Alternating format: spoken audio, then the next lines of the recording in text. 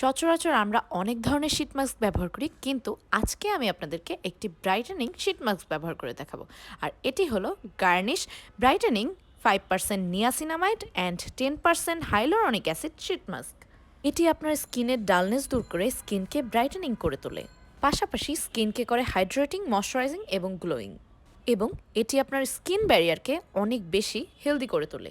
Face clean করে আপনি মাস্কটি আপনার ফেসে অ্যাপ্লাই করে ফেলবেন এবং এরপরে ভালোভাবে এটাকে স্প্রেড করে দিবেন এবং 15 থেকে 25 মিনিট ওয়েট করবেন। এখানে আমি একটা খালি সিরামের বোতলে এক্সট্রা যতটুকু প্রোডাক্ট থাকে অতটুকু রেখে দিচ্ছি, যাতে পরবর্তীতে আমি এটাকে আবার অ্যাপ্লাই করতে পারি।